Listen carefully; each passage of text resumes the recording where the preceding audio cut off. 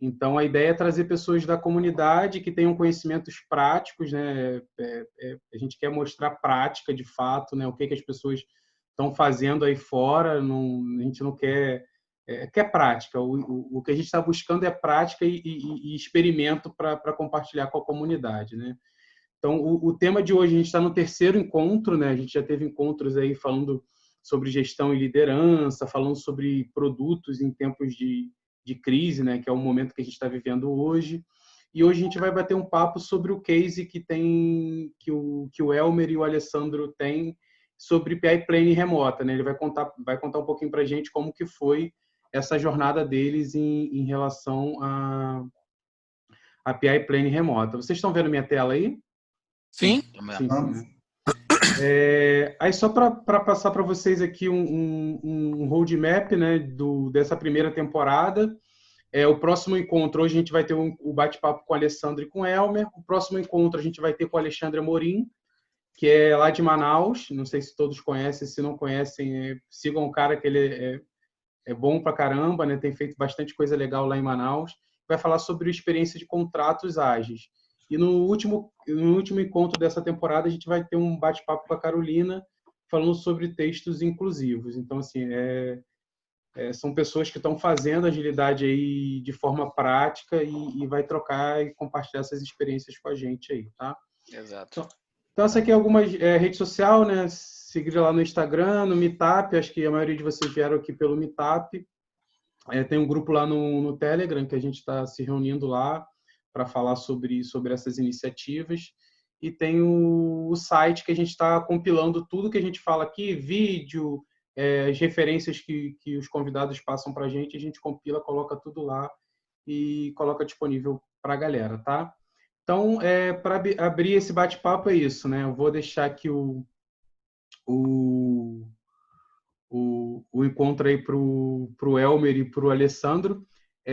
Quem vai compartilhar? Bom, boa noite, né?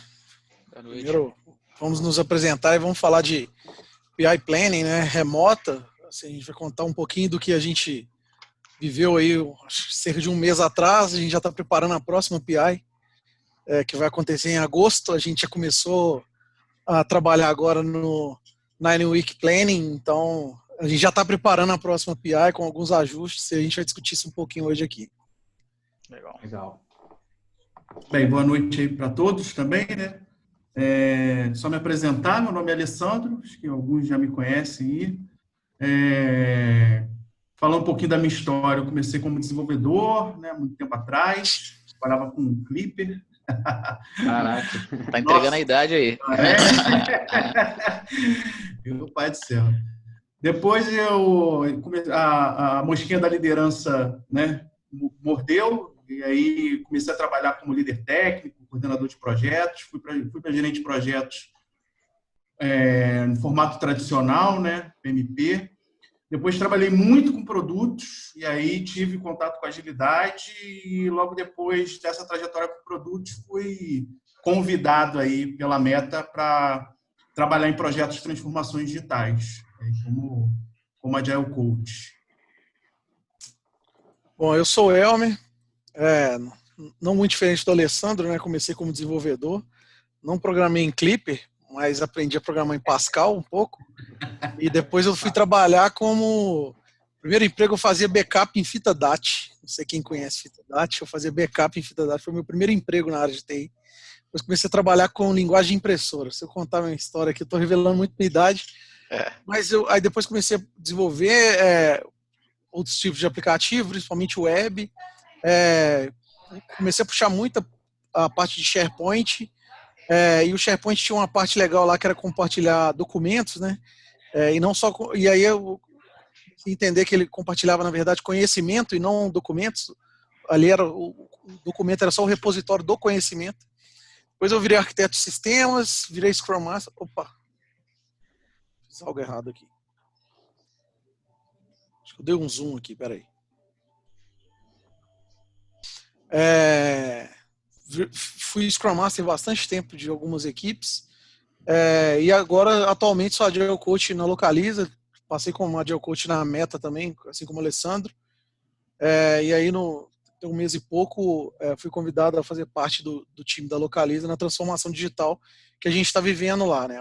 Toda a experiência que a gente vai contar aqui é da PI Planning da Localiza, e agora eu falo como Localiza, né? Assim, é uma experiência bem legal que a gente tem vivido lá, e à medida que a gente for evoluindo aqui, podem ir fazendo perguntas, tá? Beleza. Legal.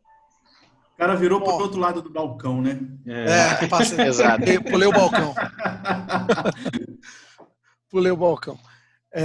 Bom, assim, a gente sempre gosta de... A segunda vez, né, que a gente passa esse material, né, que a gente compartilha esse material, então é sempre bom a gente fazer um check-in aí, né, de PI Planning, porque a gente, até para nivelar, né, muita gente não sabe se é de comer ou de passar no cabelo, mas está todo mundo falando, então a gente sempre traz esse slide aí de explicar um pouquinho o que é a PI Planning, né, antes de iniciar o que a gente fez lá. Bom, a PI Planning é um rito que tem ali no SAFe, né, no Scale Agile Framework. A gente tem utilizado o SAFe lá na Localiza. Muita gente joga pedra no SAFe, fala que não funciona, que é muito preditivo, que a Big Picture tem muita coisa e tal. Concordo, sim, tem muita coisa, é grande. Só que um detalhe, né, o SAFe também não é para qualquer cenário, né? A gente enfrenta um cenário lá muito complexo, com mais de 600 pessoas envolvidas. A gente vai falar um pouquinho do volume de pessoas que a gente tem. A gente está falando de uma empresa que é líder de mercado há muito tempo. Ela está no mercado aí há 47 anos. Muitos desses anos como líder de mercado, assim, a maioria deles, como líder de mercado no aluguel de carros no Brasil. É a maior locadora de veículos da América Latina. Então a gente está falando de uma empresa muito grande e uma empresa que tem potencial para utilizar, se ela quiser, todo o framework do SAFe. Então o SAFe, muita gente joga pedra e tal. Assim, eu sou meio agnóstico quanto a frameworks, assim, não tenho preferência por um ou por outro. A gente tem que pegar o melhor uso de cada um e utilizar da melhor forma possível. Tanto que a gente não usa o SAFe, assim, a gente se baseia no SAFe, toma algumas decisões, mas a gente não é purista de utilizar a Big Picture, por exemplo, de fora a fora, porque realmente é inviável fazer o uso de qualquer framework sem qualquer tipo de adaptação, né? É um framework, não é uma receita de bolo, né? Então a gente precisa ter essa noção e essa ciência de onde a gente está e como a gente vai utilizar essa ferramenta. E não tem muita... E aí, falando um pouquinho do SAFe, né, é um framework de agilidade escalada. E assim, o que é a PI Planning dentro desse universo do SAFe, né? Assim, não tem mágica nenhuma no SAFe, a não ser pela PI Planning, né? O próprio framework, o SAFe, fala isso. Assim. Não tem mágica nenhuma, cara. Ele só sincroniza como a gente vai trabalhar. Então, eu posso chamar isso de replenishment, eu posso chamar isso de vários nomes, mas é a hora que todo mundo para alinhar e como que todo mundo trabalha junto. Né? Quer complementar aí, Alessandro? Só falando um pouquinho do SAFe também, né? Assim, como você falou, muita gente criticando, tem discussões árduas no LinkedIn, SAFe não é ágil e etc. Mas como o Elmer já ressaltou bem, para a gente funcionou bem, e até por ser um pouco mais preditivo, a gente que está numa transformação que veio do tradicional, facilitou até um pouco para a gente, né, questões de expectativas, que os clientes gostam de ver, cara, onde é que eu me encaixo, né, dentro dessa tua big picture aí. E aí, no SAFe, por ser um pouquinho mais, né, mais pragmático com essas relações, ajuda um pouquinho a gente. Aí é uma coisa assim, também eu tenho uma relação de amor e ódio também com o SAFe, acho que tem coisas muito boas, mas tem coisas que, assim, acho que são desnecessárias. Mas uma coisa a gente há de convir que eles estão com um produto altamente e entenderam o que é o conceito de melhoria contínua. Tá? Você pega a versão do SAFe lá do início e agora essa 5.0, você vê que os caras realmente trabalham muito fortemente nessa parte de melhoria contínua. Eu acho que é uma das grandes vantagens aí do SAFe, para os outros frameworks, né? Que a gente vê esse conceito um pouco menos aflorado, né? E aí, sobre PI Planning, a gente vai falar um pouquinho, né, sobre esse rito com relação ao alinhamento trimestral aí que a gente fez nessa versão online, que foi assim, um desespero. A gente já tinha marcado a PI Planning, né, e a gente já entrou na pandemia, né? Acho que foi no início de março a gente entrou na pandemia e a gente já estava com a PI Planning marcada e não tinha nada de preparação online. As nossas preparações já estavam todas já com um viés físico, né? E a gente teve que mudar a rota rapidamente, assim, em 4 semanas, preparar tudo que a gente vai mostrar aqui agora. Isso aí é um ponto importante que o Alessandro... Fala aí, Daniel. Só para contextualizar isso também, né? Esse lance de PI Planning, Safe, né? Safe não é legal, Safe não é ágil, né? Tem um relatório que saiu a 4ª versão aí do relatório, né? Que é uma pesquisa que é feita com as organizações que estão fazendo o ágil em escala, utilizando algum framework para fazer, né? E só o Safe é 35%, 35%. Da fatia utiliza Safe. Acho que alguma coisa de bom o Safe tem, né? Senão não seria 35% das pessoas que estão pesquisando e utilizando o Safe. Aí você pega os outros frameworks, 2%, 3%, e às vezes são frameworks que são cunhados por pessoas do Manifesto Ágil, né? Então, pessoas que criaram isso, os co-criadores do Scrum, e não tem essa pegada. Então, assim, Não tem. Toda vez que o Nexus, por exemplo, não tem a mesma aderência, né? Toda vez que eu entro numa discussão dessa, cara, assim, eu não estou discutindo qual é o melhor framework, assim, eu discuto assim, cara, vamos olhar para o problema, vamos olhar para o contexto e ver qual framework vai se encaixar. Só que o Safe ele é muito aderente para empresas que têm uma estrutura organizacional muito grande, né? Então, ela prescreve ali um caminho. Isso também está relacionado à maturidade que as organizações têm com agilidade, né? Se eu tenho uma organização que não tem muita maturidade, o Safe ele vai me dar um caminho para eu alcançar aquele objetivo ali. Então, por isso que o Safe ele é muito aderente também nessas grandes organizações, né? Só para dar os 2 cents aí em relação a essa adoção do Safe, né? Que a galera critica tanto aí. É porque assusta, né? Eu acho que a Big Picture já assusta um pouco, né? E aí as pessoas falam, não, eu não vou pisar nesse universo que eu não conheço, então prefiro dizer que é ruim, né? Do que realmente adentrar nisso aqui da melhor forma. Muito grande, não dá pra... Toda imagem é um link, não dá pra clicar em todos. Não dá mesmo, assim. Você tem que ir entrando lá à medida que você vai pisando aqui. E a experiência também, né? Você vai adquirir muito tempo, né, de utilização, né? Eu creio que conheci o método, o framework agora, vou destrinchar aquilo ali em uma semana, né? Mas vai lá, eu também não conheço, assim, no Brasil, uma empresa que conseguiu escalar, né? Com o volume que o Safe dá, aí mais de 50 times, 60 times, sem utilizar o Safe. Aqui no Brasil eu desconheço. Né? E um ponto importante, né, Alessandro? Na velocidade que a gente precisava, né? Pois é.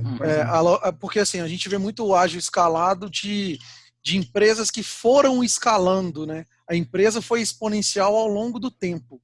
Agora, se você pegar uma empresa que já está estável no topo, principalmente, e a ideia era virar 60 times em 6 meses.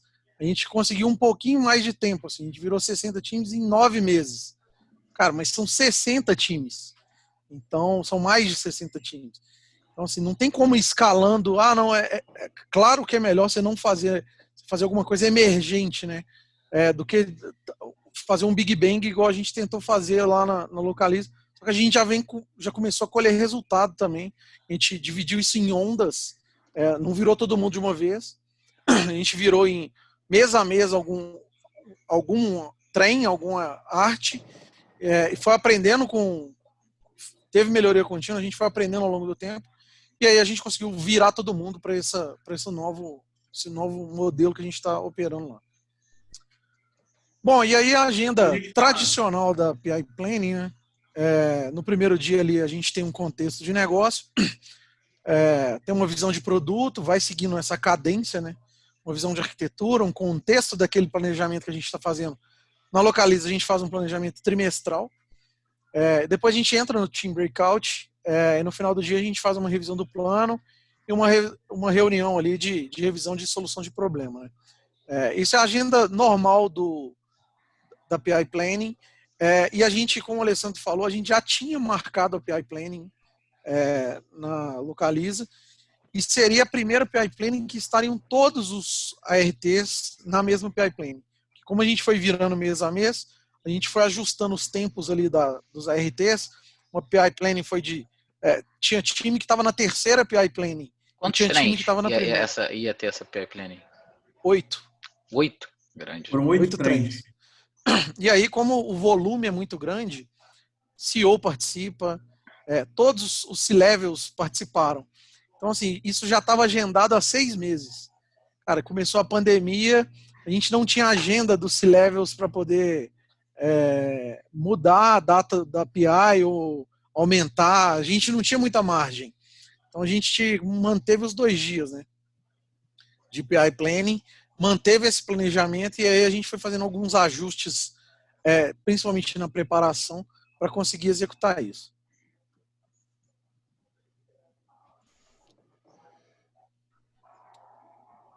E aí, falando um pouquinho do nosso contexto lá, né? Eu posso rodar, é o que a gente já tinha conversado, né? Não dá para rodar a PI em qualquer lugar, assim. O Safe é um framework grande, ele tem até os níveis dele lá, né? Até chegar no nível full dele, que agora mudou, né? Tem portfólio, depois ainda tem um full, que é ainda maior. Mas eu preciso entender o meu contexto ali para a gente falar sobre isso, né? Qual que era o nosso contexto lá? 8 ARTs, 65 times, mais de 600 pessoas envolvidas, ia ser totalmente remoto. Então, esses eram os nossos desafios lá para caber nesses 2 dias de PI Planning.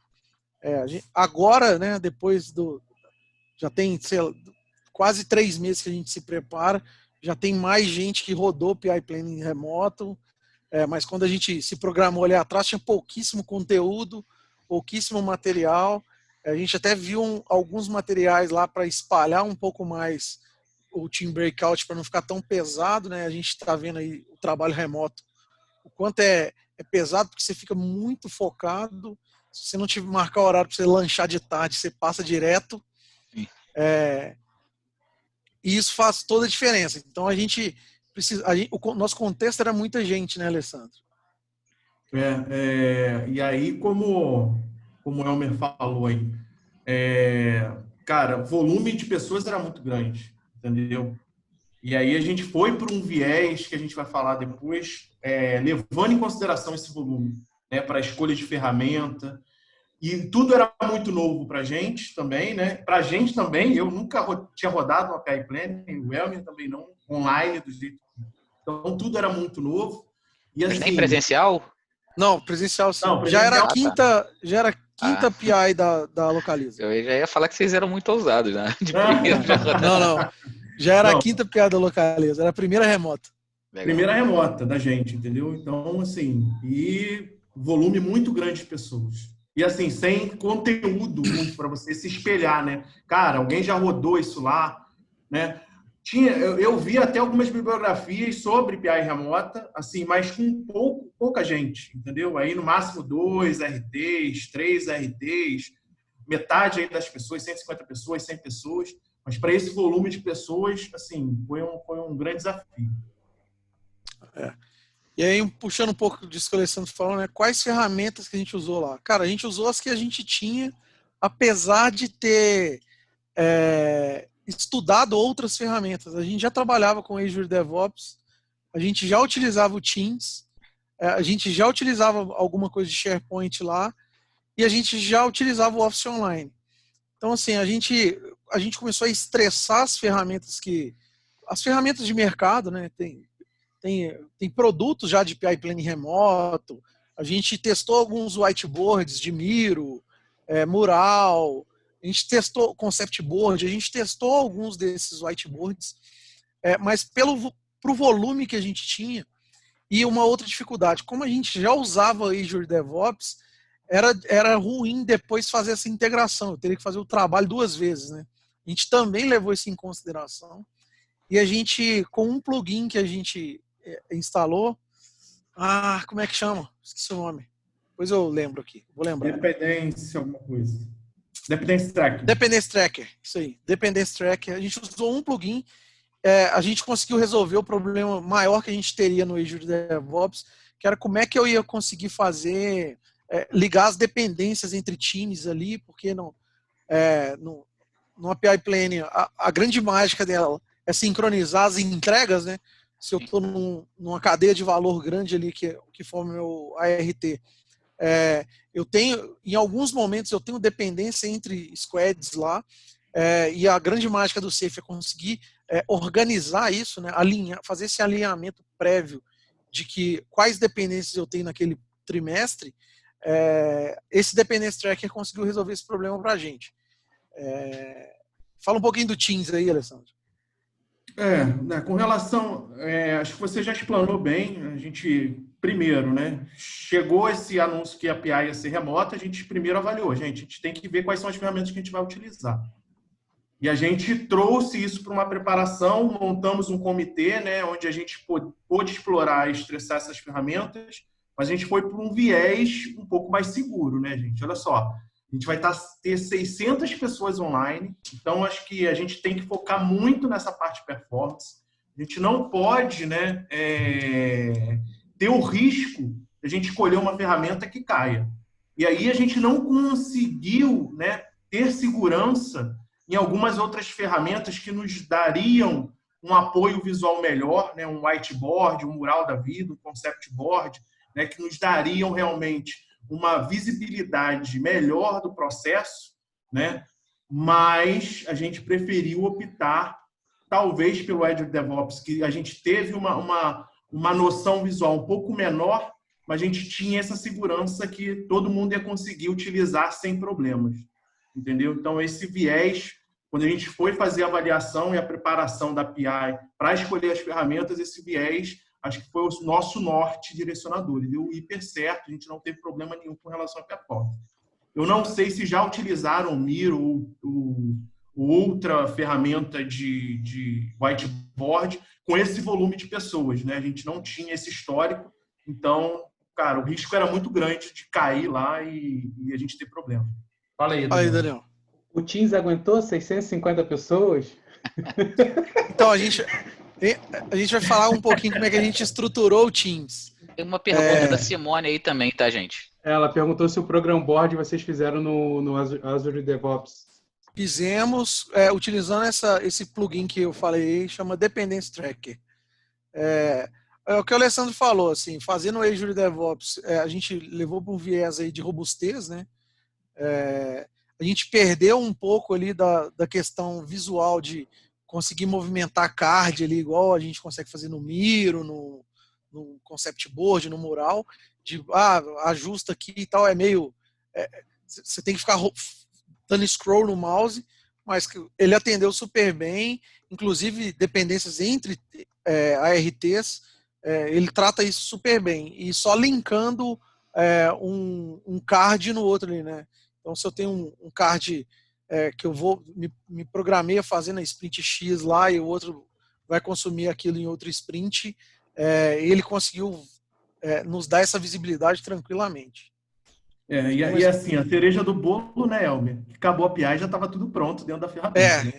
Aí foi a cereja do bolo. Ninguém teve que fazer integração, ninguém teve que se preocupar com isso. Assim, funcionou super bem e já estava pronto. Acho que isso aí foi um grande ganho lá também. Legal. Bom, pré-API, né? Como é que a gente se preparou aí para esse desafio? Aí a gente tomamos algumas ações aí. O primeiro foi refinar um pouquinho melhor o backlog. A gente entrava nas API, já era a quinta API lá na Localiza, mas a gente entrava na API com um conceito ali de desenvolver as ideias dentro da API. Como o nosso tempo ali, a margem de erro era muito pequena, e a iteração virtual, apesar dela ser mais focada, apesar de ter vários ganhos, você perde o feeling ali, né? Sentir o cheiro do corredor. de saber se o time está indo bem ou mal. Então a gente deu um passo atrás e falou, cara, vamos levar as coisas um pouquinho mais refinadas, um pouquinho mais com a participação de todo mundo que estaria na PI, e a PI ficou mais como um commitment ali de, cara, é isso aqui que a gente vai fazer mesmo, detalha uma coisa ou outra ali que a gente vai fazer. Só tem ganho, né, cara? Independente de ser remota ou ser presencial, isso aí você só tem ganho. Acho que foi uma pré-PI bem feita. Só que lá a gente tinha um problema, uma dificuldade que era, o pessoal tinha uma cultura lá de refinar demais, sabe? Pô, quando a gente chegou lá, cara, no começo, os caras refinavam assim, a planning dos caras saía com o método que o cara tinha que atualizar para chamar qual método. O refinamento chegava nesse nível, sabe? Então, a gente ficou com receio do refinamento, porque ficou com medo dos caras já proporem como fazer as coisas antes de ser o momento exato, né? Que seria nas plannings a nível de time mesmo, né? Exato. Mas os caras, assim, o nível de detalhamento, de refinamento deles lá era algo, assim, absurdo. Não, a gente não documenta. Cara, isso aí é tudo documento. Só tá espalhado numa porrada de card aqui. Sim. Isso é tudo documentação, né? Exato. Simone, se você quiser abrir o microfone para perguntar, Simone, de boa, tá? Estamos com poucas pessoas aqui. Você quer perguntar ou eu leio aqui a sua pergunta? Fala, Simone. Oi, tudo bem? Fica à vontade. Tanto faz. Eu só tenho uma curiosidade. Que ferramentas vocês usaram para trabalhar com os times? Para refinar o backlog, montar os boards? Vocês trabalharam com alguma?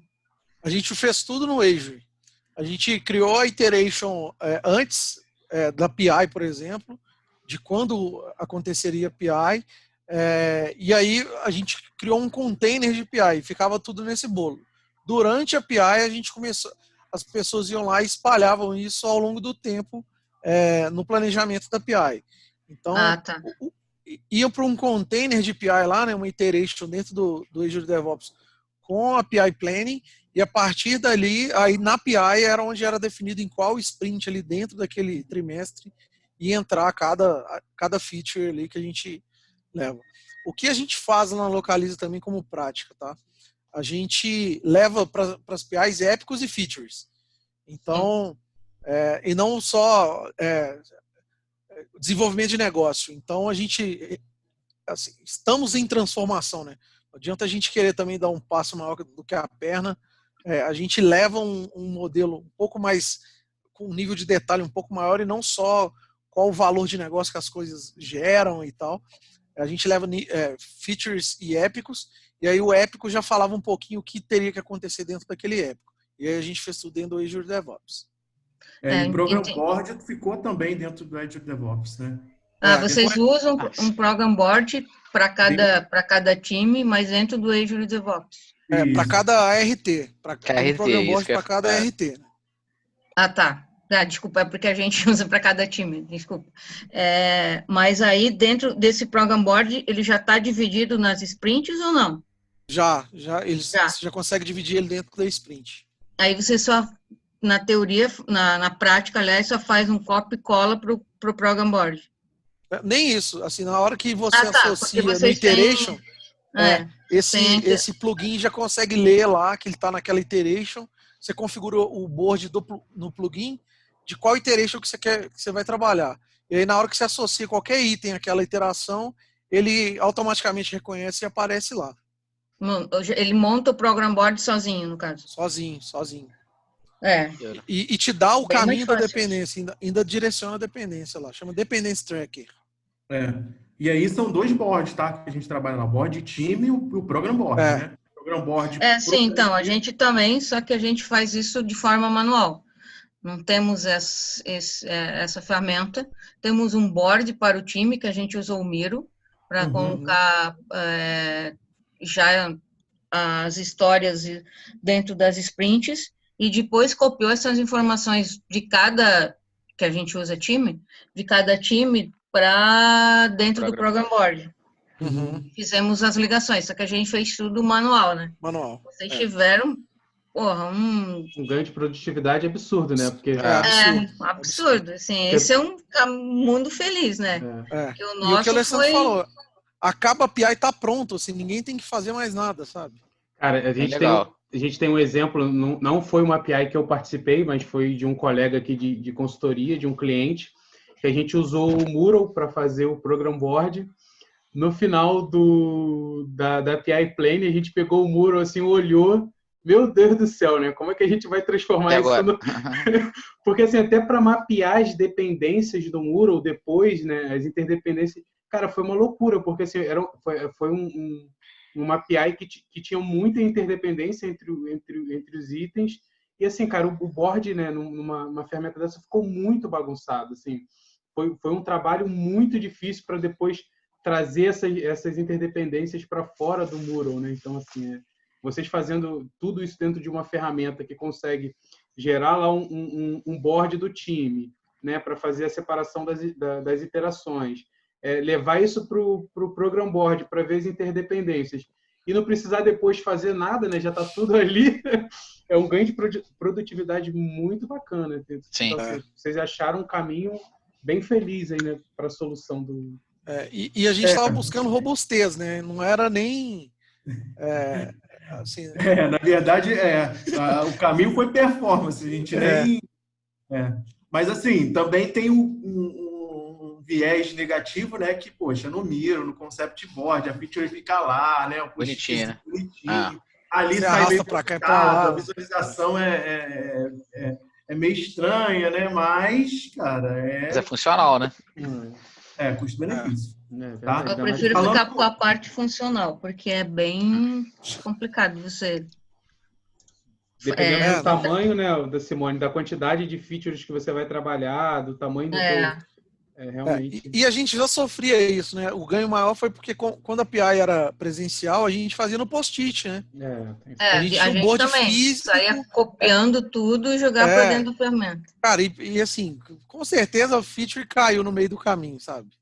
Literalmente. Literalmente, porque, cara, amarrava a feature com barbante. A primeira API que a gente fez, cara, foi num hotel, porque não tinha espaço, não tinha sala pra gente fazer.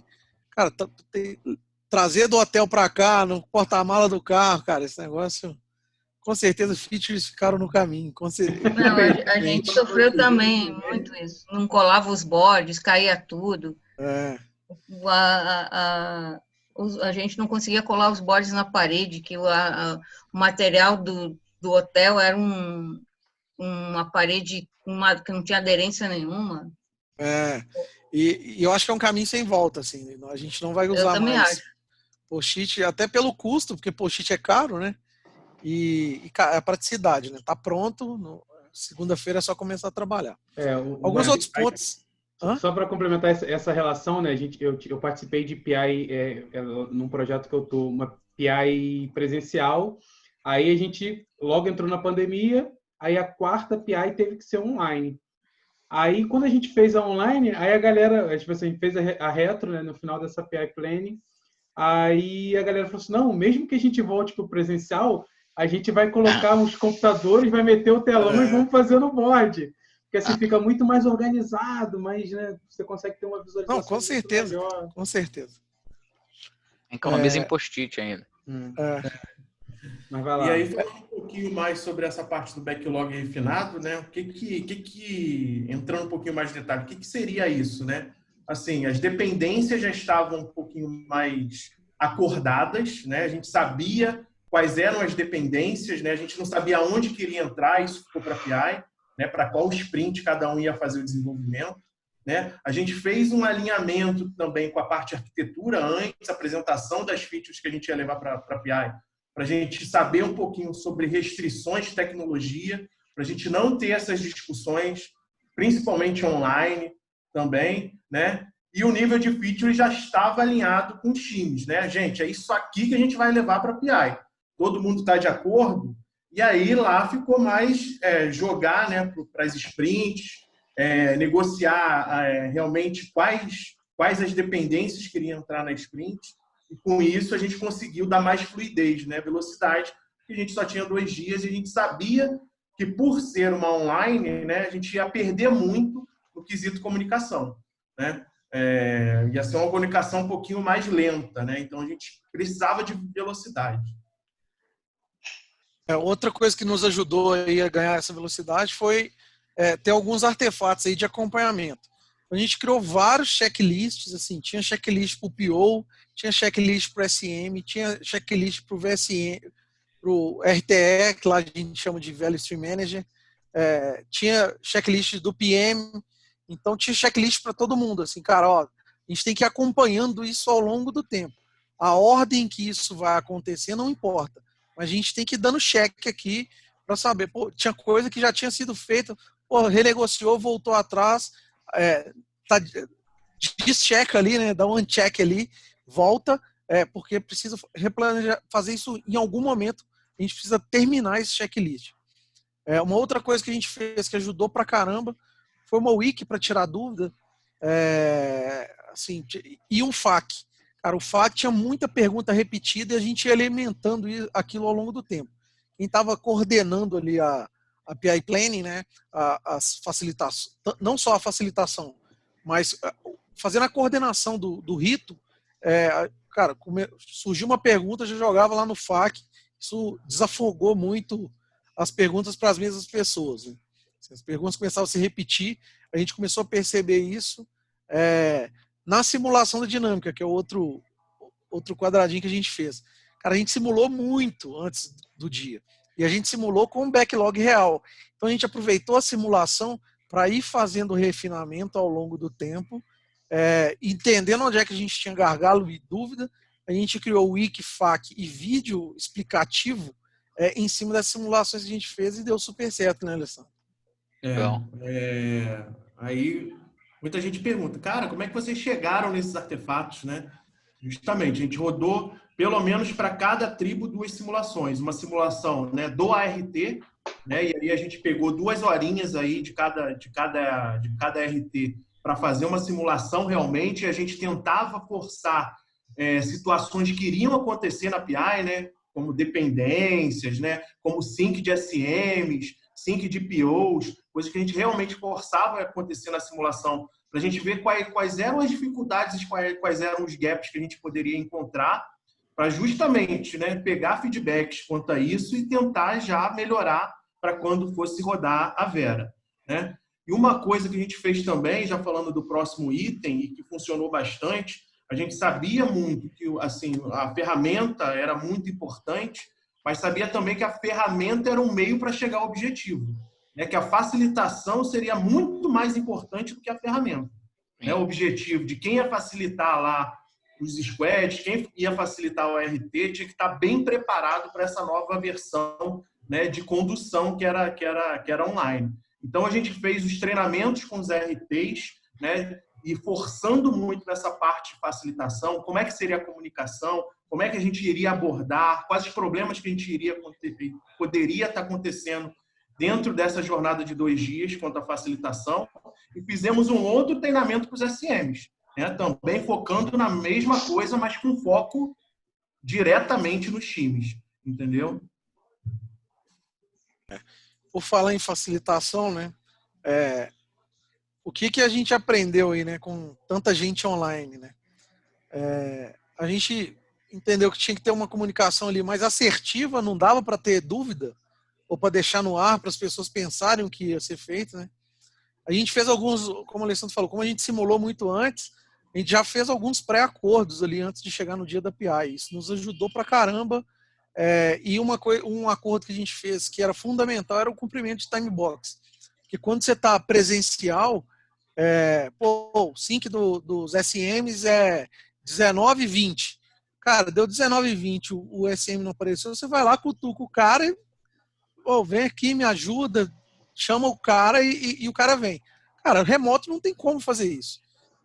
Se o cara não cumpriu o horário, assim, se ele perdeu e a gente não presta atenção, cara, mas você marca a reunião de meia hora, 3 minutos é 10% da reunião. Então, se a gente reduz ali um sync para 15 minutos, cara, 2 minutos ali também são 10%, é um pouquinho mais, né? 1 minuto e meio ali seria 10%. Então, as pessoas precisavam cumprir os horários, né? Então, esse era um acordo bem forte que a gente fez lá, que a gente bateu muito na tecla. Outra coisa aí, né? Foram os artefatos virtuais que que a gente precisou documentar. A improvisação, assim, teve hora lá que a habilidade de facilitar, de facilitação, ela gritou, assim, a gente precisou utilizar de algo que a gente não tinha treinado. Em um momento, por exemplo, do Team Breakout, que pessoas divergiram e não estavam convergindo no final para encerrar o planejamento da PI. Então, a gente teve que usar algumas técnicas de facilitação. Claro que o SM não conseguiu resolver, foi escalando, pediu ajuda para o RTE não conseguiu resolver, e chamou os Agile Coaches para conseguir ajudar. Então, é importante ter uma bagagem, não dá para ir só com os acordos ali, com os treinamentos. É super importante ter essa bagagem de facilitação. E tomada rápida de decisão, né? Não dá tempo de titubear ali durante a PI Planning. Quer complementar aí, Alessandro? Não, acho que pode tocar o barco aí, que a gente acho que está meio atrasado aí com o time box. Não, vai ficar tranquilo. Aqui, ó, pera aí, só antes de avançar, a Cláudia perguntou aqui, ó, qual a volumetria de facilitadores e VSMs? A gente tinha 8 ARTs, né? Cada ART com o seu RTE, então ele é o facilitador principal de cada trem ali.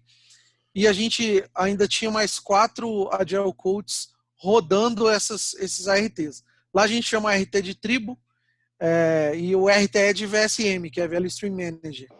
Então a gente tem, cada trem tem o seu RTE e a gente se dividiu ali de acompanhar alguns ARTs, os Agile Coaches acompanhando alguns ARTs, principalmente nessa parte de facilitação.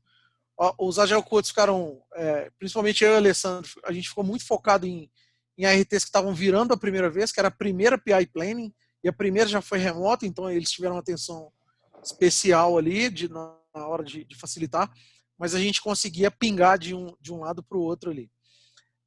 Quanto a uma pergunta aí que eu acho que foi o Daniel que tinha feito, né? Se o Teams aguentou ali 600 pessoas.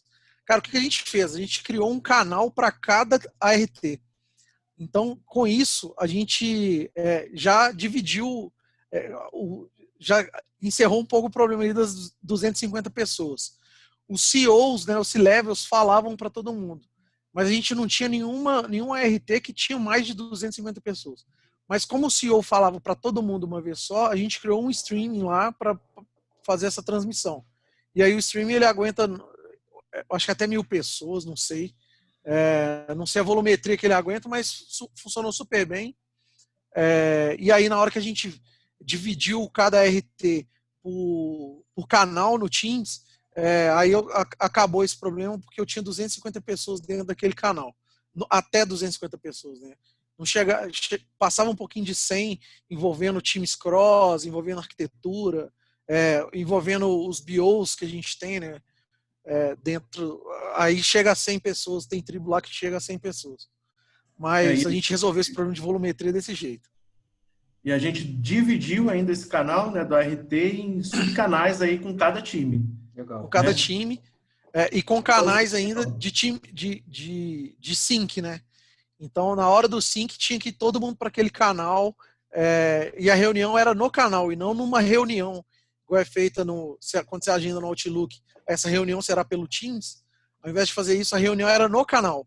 Então, a pessoa entrava no canal, a reunião já estava acontecendo. Porque aí você impedia eu não sei para onde é que eu tenho que ir. Pedia não, diminuir o volume de pessoas que não sabiam para onde que tinham que ir. E uma coisa que a gente fez para ajudar nisso foi a gente tinha tipo uma central de atendimento lá, assim, que a pessoa podia entrar naquele canal, que era um canal geral. Assim, o cara era BO de um time lá do RH. Cara, não sei aonde é que eu tenho que ir. O cara ia lá, já estava tudo mapeado, os canais, os links dos canais, essa central de atendimento. Os caras, você é de qual? É do RH, beleza. Então você tem que ir para esse lugar aqui. E funcionou super bem, assim. Tinha 2 estagiários lá que ficou como atendente lá da gente. Pô, legal isso, cara. Isso é uma dica bem... telemarketing, né? É uma dica bem bacana para esse volume de pessoas, né? Então, assim, você acaba Tem tendo que um estar canal alguém fazendo uma triagem, né, cara? Sim, cara. A A gente preparou os canais antes, a gente tinha link de tudo. Então, o cara, ele falava, o estagiário ele já sabia posicionar o cara, né? Ele já tinha a lista também dos BOs, né? Qual que é o seu nome e tal? Ele pesquisava ali numa planilha, cara, esse cara é BO de tal time. O link é esse aqui. Como os BOs já são mapeados, né? A gente consegue fazer esse mapeamento prévio, cara, foi uma mão na roda e esse canal ficava aberto. Ele ficava, o atendente ficava lá com a câmera aberta e tal, o cara entrava, já tinha alguém lá para ele conseguir ajudar. Funciona como um Nós recepcionista criamos mesmo. uma sala de apoio para fazer isso. Funciona super bem, cara. A pessoa não sabia para onde ia para a sala de apoio e lá ela era direcionada para onde deveria ir. É uma boa prática. Ontem a Globo rodou uma, é da Globo? Que é a Simone? Não. Não, a Simone não. Vamos lá, El. Vamos. Pô, e aí o Kaizen nosso aí, né? A eterna busca da melhoria contínua, né? O que funcionou, né? Essa dinâmica de canais no Teams, que a gente estressou um pouco aqui, né? O engajamento ali, a colaboração entre todo mundo. Uma preocupação que a gente tinha era o negócio não teria uma visão do todo, né? Uma visão do que estaria acontecendo, talvez ficasse perdido ali, cara. Isso não aconteceu. Eles tiveram até uma clareza melhor do que se fosse no post-it. A gente percebeu isso durante a PI, na hora do post-it eles ficaram meio perdidos. O envolvimento deles, né, dos stakeholders e liderança foi super legal. E a gente provou aí que as ferramentas virtuais funcionam, né? E o que a gente faria de diferente aí, né? Fala aí, Alessandro, isso aí. A gente, depois, todo o comitê lá de preparação, a gente faz uma reunião de retrospectiva, né? E aproveita que já está quentinho ali dentro da cabeça de cada um. E a gente começou a ter algumas ideias com relação à PI remota, né? E a gente viu alguns cases, né? Talvez mais dias para preparação, a gente viu que a gente ainda conseguiu se preparar bem, as coisas foram bem acordadas, mas uma coisa que não ficou muito legal, que a gente tem que melhorar, seria a dependência entre ARTs. Ficou um pouco confuso, a gente sentiu que ficou um pouco confuso. Ficou um pouco confuso, né, essa dependência entre ARTs. Acho que a gente aí teve ideia de montar ritos, e aí a gente está vendo e amadurecendo bem essa ideia, né, já que são 8 RTs diferentes, de colocar um público. Quer dizer, isso a gente vai amadurecer a ideia com o tempo, né? A gente viu alguns cases que o pessoal está esticando um pouquinho o tempo da PI, né?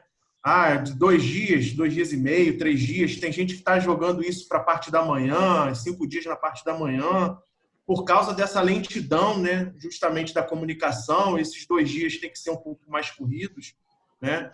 Mas a gente está avaliando bem isso porque, assim, são 600 pessoas e meio dia a mais dessas 600 pessoas, se colocar isso na ponta do lápis... Deixa eu te fazer uma pergunta, Alessandro. Esses cases que vocês pegaram do pessoal tá aumentando os dias, eram de PIs remotas mesmo ou... Sim.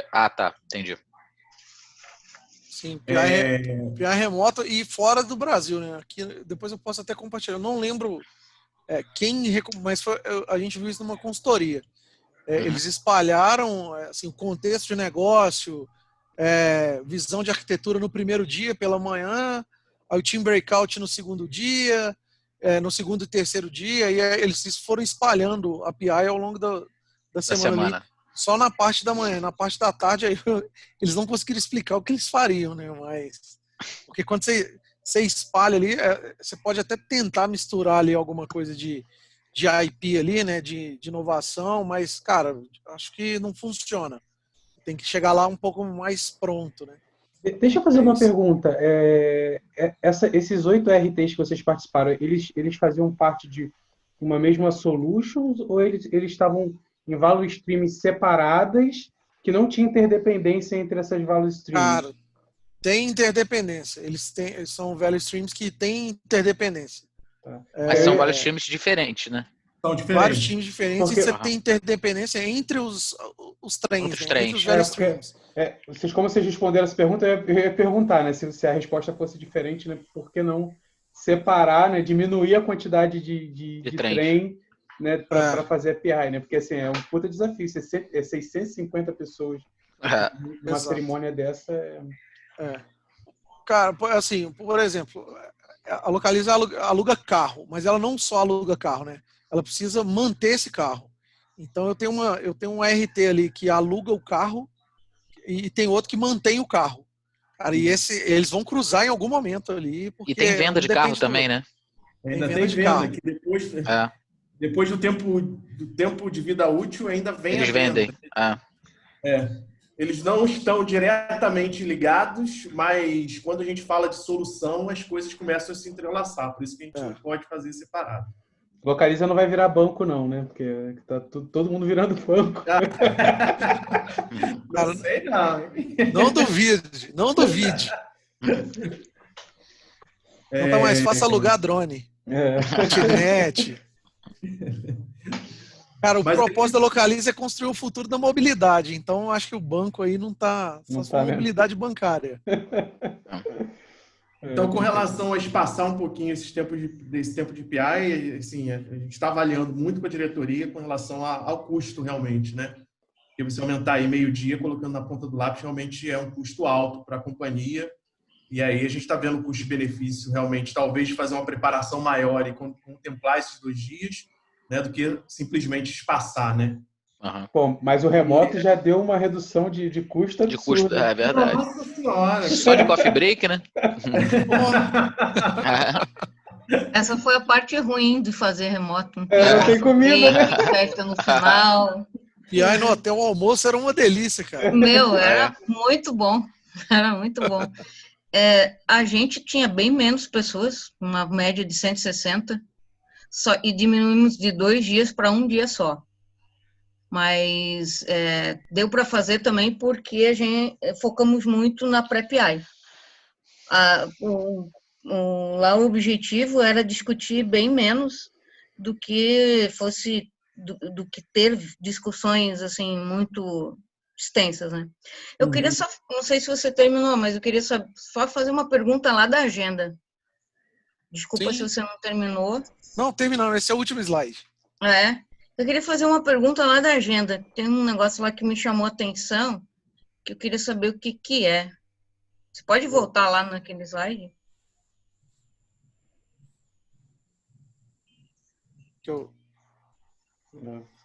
Tá voltando direto o slide. Trabalheira, né, que tô te dando.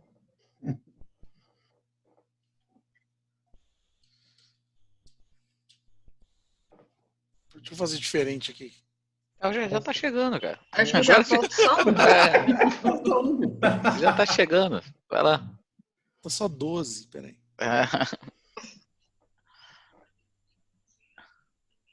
E aí, enquanto o Elmer está voltando, né, só para falar um pouquinho com relação ao último item que estava lá, que a gente sentiu falta, foi com relação ao cockpit de progresso. A gente não tinha pensado nisso, entendeu? E quando a gente se deparou dentro de uma API com 600 pessoas, onde a gente não poderia dar aquela visualizada lá nos boards para olhar e falar, ó, poxa, no físico, né, ou então na ideia, né, de board, a gente olha lá, cara, pô, primeiro dia, o time são 5 sprints, o time já chegou na terceira sprint, tá indo bem, né? Vamos lá, acho que vai conseguir. E aí, quando a gente olha para 8 RTs, 65 times, se a gente fosse entrar de time em time, realmente não teria como. E aí a gente começou a fazer query dentro do Azure DevOps para saber se realmente as coisas já tinham épicos ligados, se aquelas features já tinham uma sprint linkada a ela, né? Mas assim, foi meio assim no tato lá e rapidão, né? E aí a gente viu assim, a real necessidade da gente montar um cockpit, um dashboard, onde a gente teria realmente, né, jogar isso para o Power BI, talvez, e ter um cockpit para a gente ter uma noção de progresso, já que o volume é muito grande. É um aprendizado legal, né? Porque quando a gente faz com um board, né, um board desse aí que dá essa visão para a gente, fica mais fácil, né? A gente transporta a visão que a gente tem para o presencial o board online, né? Agora, como vocês fizeram tudo numa ferramenta, né? E vocês não tinham aquele espaço físico ali, né? Do board, né? E era tudo, os joins era tudo dentro da ferramenta. Pego, ó, tenho esse container aqui, já vou separando e jogando para as interações que já estavam criadas, né? Você não tem aquela visão macro ali, né? Do que está acontecendo, né? É um aprendizado bem legal. Sim. Aí o Elmer voltou aí para a Vamos para a agenda. pergunta agora, né? Essa revisão de gerenciamento e solução de problemas, seria o que essa item, essa dinâmica? O que a gente faz, né? No primeiro dia, geralmente, e assim, a gente viu que na PI remoto isso não aconteceu. Não sei se foi por sorte ou pelo refinamento que a gente teve anteriormente. Sempre existe algum problema para ser resolvido no final do primeiro dia, principalmente porque a gente tem value streams que se cruzam no meio do caminho ali. Tem value stream lá que ele bate, tem um trem que ele está fazendo alguma solução que ele depende de outra para entregar para uma terceira. E aí no final desse primeiro dia é uma reunião que a gente faz para conseguir alinhar esses pontos. E aí participam só RTEs e PMs para conseguir resolver esse tipo de conflito, entendeu? Esse tipo de trade-off aí. Só que no remoto não chegou a acontecer, mas a gente deixa o slot de tempo preparado ali para que isso aconteça. E o CTO também está presente, o Head de Agilidade, quer dizer, a gente aproveita todo mundo que está ali, né, para falar, ó, tem um problema aqui que a gente tem que resolver porque está impactando, né, no nosso andamento. Então, a gente vai ter que resolver agora porque a gente já está com 50% da capacidade já concluída, né? Você só envolvem quem tem problemas para resolver? Sim, só quem tem problema para resolver. Tá. E como o Alessandro falou, o CTO participa. Então a gente não sai dessa reunião sem resolver o problema. Entendi. E vocês têm nessa agenda de vocês, algum momento que vocês fazem a apresentação, ou que a gente chama de time, vocês chamam de... Acho que são arte para vocês, não sei. Mas em algum momento os POs ou Scrum Master faz a apresentação do seu time, do plano, isso, para os executivos? É aonde isso? Sim, a gente tem como boa prática agora, de um tempo para cá, nessa revisão do plano inicial, os BOs já participam disso, né? A área de negócio já participa ali de um rascunho, de um draft ali do primeiro dia. Então, nessa parte aqui, ele já participa. Deixa eu pôr o laser aqui. Nessa parte aqui, eles já participam. E aí, essa revisão do planejamento final é a hora que é apresentado para todo mundo de novo.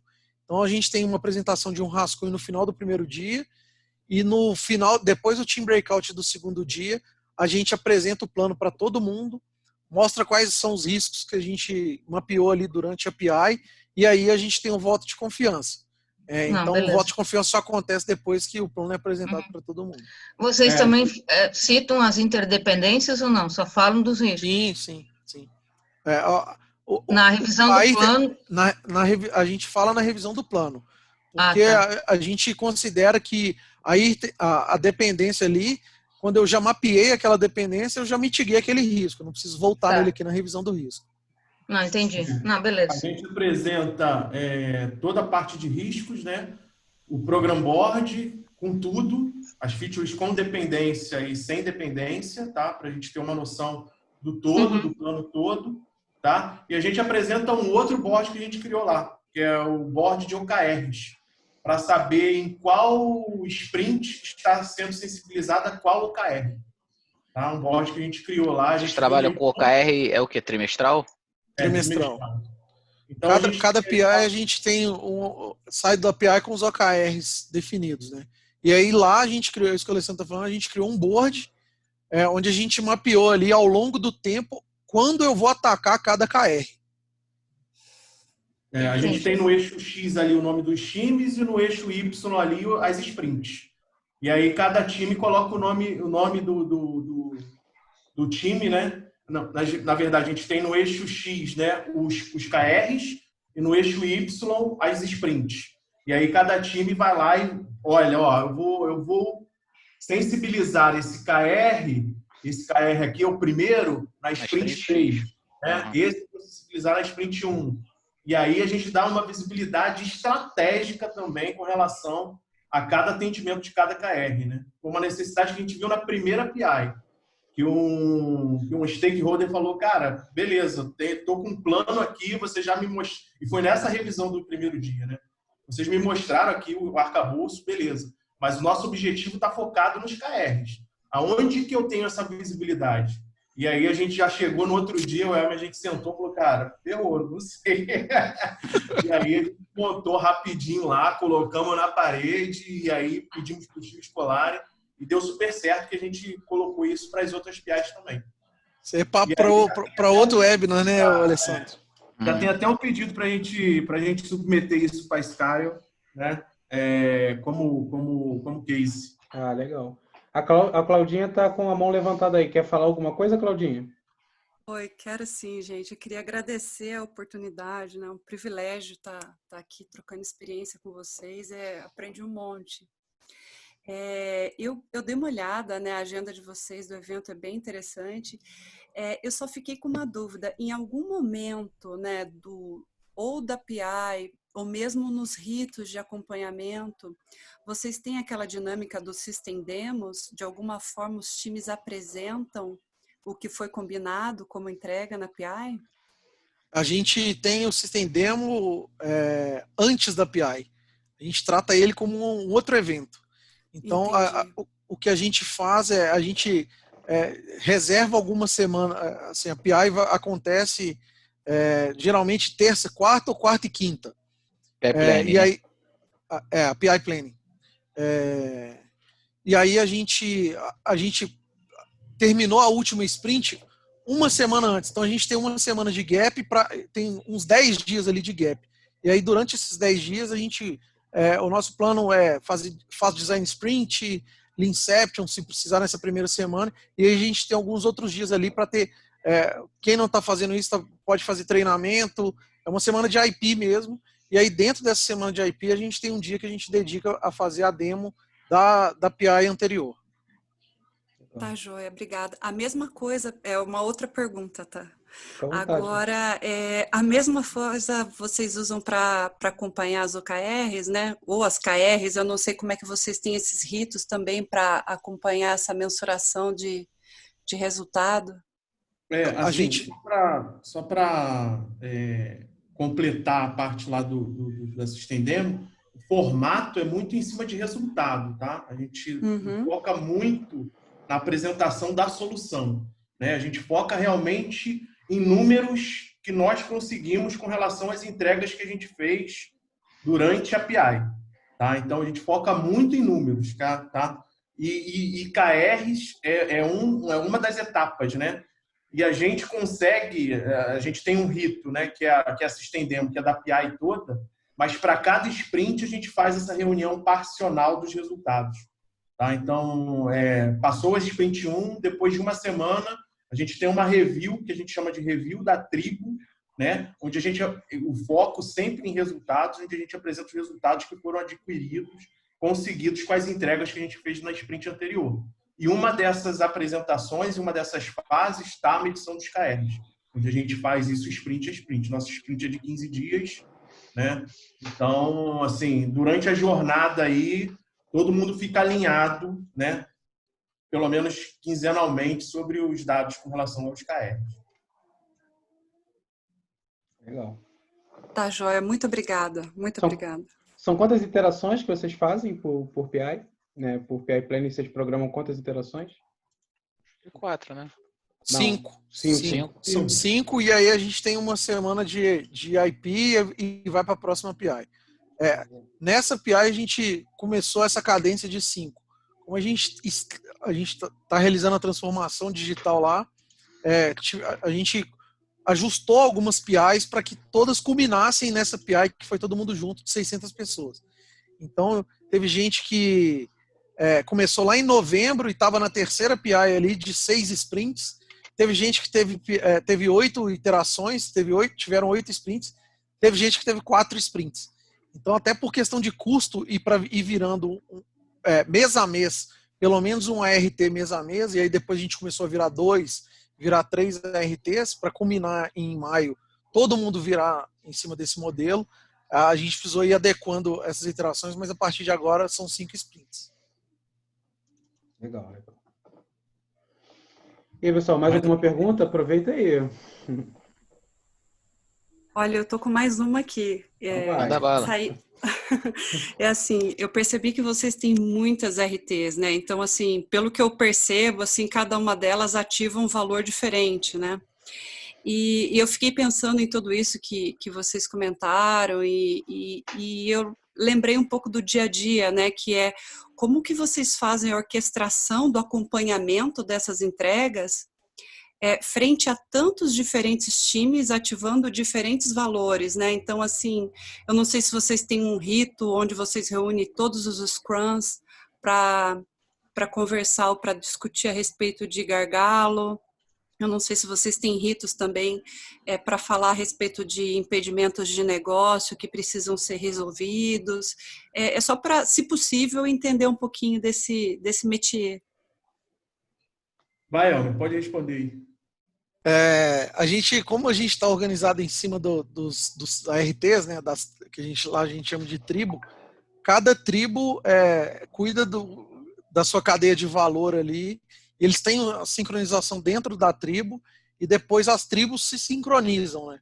Então, como é escalado, assim, eu preciso ir subindo escadinha ali até chegar lá no head, por exemplo, de produto, no head de agilidade.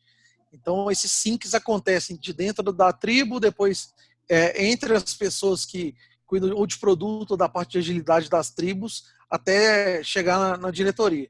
Então, isso vai subindo uma escada de sincronização. E aí cada tribo se organiza como tribo. A gente não interfere muito em organização.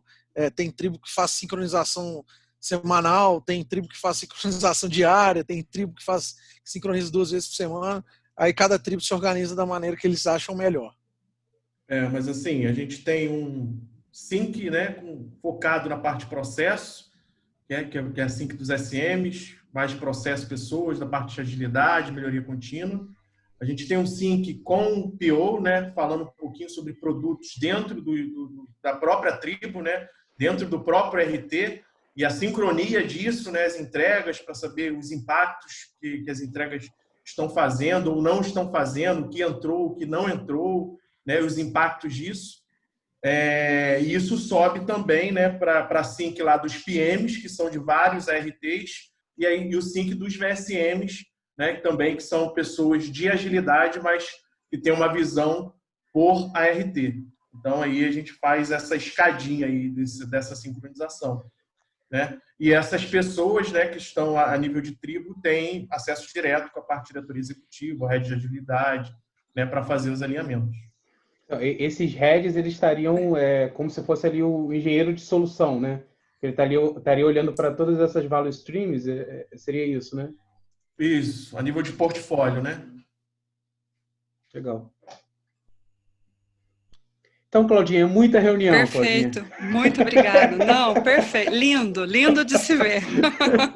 Um desafio incrível, parabéns.